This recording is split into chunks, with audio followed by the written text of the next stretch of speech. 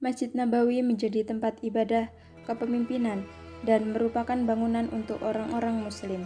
Para sahabat menuju masjid untuk sholat di belakang Rasulullah SAW. Mereka menerima petunjuk dan semua ilmu mengenai urusan agama dari beliau.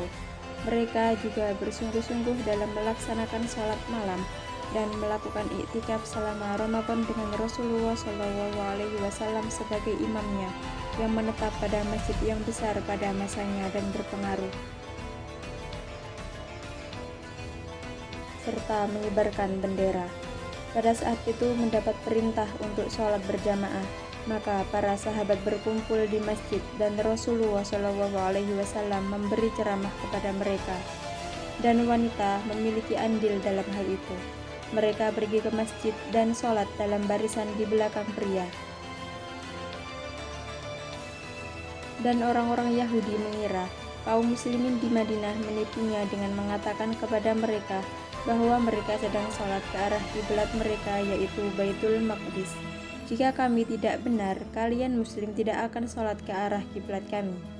Kemudian Rasulullah SAW memalingkan wajahnya ke langit menunggu wahyu dari Allah Subhanahu wa Ta'ala.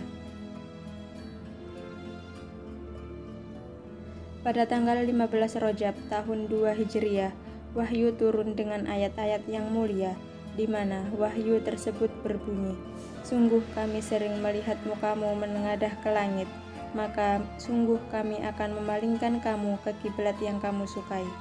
Palingkanlah mukamu ke arah Masjidil Haram, dan di mana saja kamu berada, palingkanlah mukamu ke arahnya." Dengan turunnya ayat tersebut, Rasulullah SAW dan umat Islam bersukacita karenanya. Kemudian, para sahabat memindahkan sebagian dari atap Masjid Nabawi dari utara ke selatan dan menyempurnakannya sampai 3 baris. Sisanya ditinggalkan di sisi utara sebagai tempat berlindung bagi orang-orang fakir dan kaum ghuraba yang miskin.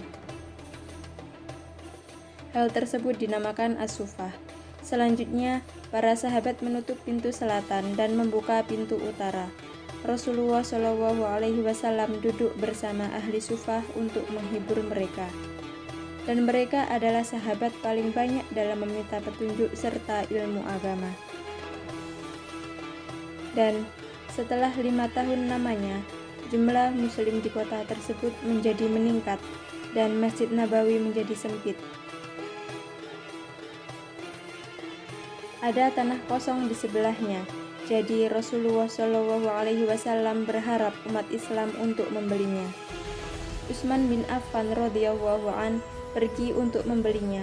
Para sahabat memperluas masjid 2 kali dari luas sebelumnya dan meningkatkan dinding menjadi 7 hasta, yang lebih mengakomodasi peningkatan jumlah kaum muslim. Rasulullah SAW ketika beliau berdakwah di dalamnya, beliau biasa di baris pertama di tengah, dan jika dia berdiri terlalu lama dan bersandar di tiang terdekat. Jadi, beberapa sahabat atau tukang kayu membuatkan beliau mimbar 2 tingkat. Beliau berdiri di anak tangga kedua dan duduk di sana.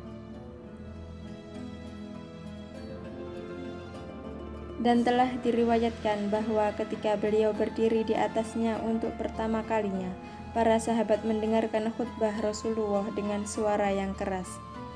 Lalu Rasulullah SAW turun dari mimbar dan membersihkan tempatnya.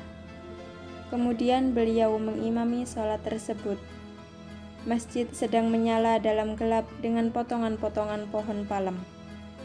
Lalu sahabat Tamim datang ke depan, menyalurkan untaian tali di antara 2 bagian di dalamnya, dan digantungkan pada lampu-lampu sehingga cahaya dari lampu masjid tersebut dapat menyala dengan terang, terutama pada malam-malam Ramadan, di mana masjid dipenuhi dengan orang-orang yang rajin dalam beribadah, seperti halnya yang dicontohkan oleh Rasulullah SAW. Mereka menghabiskan siang dan malam untuk zikir kepada Allah, membaca Al-Quran, melakukan sholat fardu serta sholat sunnah, dan qiyamul lail. Mereka mendapat kabar gembira dari Allah sebagaimana Nabi bersabda, "Sholat di masjidku lebih baik daripada 1000 sholat di tempat lain kecuali di Masjidil Haram," yang sekarang menjadi Masjid Nabawi sejak zaman Nabi, dan Allah mewariskan bumi dan orang-orang yang memiliki tujuan kepadanya, dan berharap bisa sholat dengan khusyuk dan tenang. Mereka menikmati ibadah tanpa beban, sebagaimana yang beliau katakan kepada mereka dengan perkataannya yang benar dan jujur.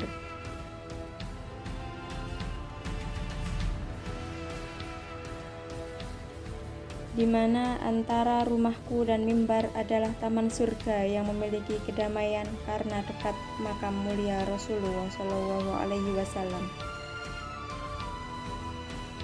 Ya Allah, berikan kami rizki dari salawat-salawat kami, serta dekatkanlah kami dengan kekasih kami Nabi Muhammad SAW, dan berilah kami syafaatmu pada hari kiamat, dan terimalah salawat-salawat kami, doa-doa kami, serta ketaatan kami.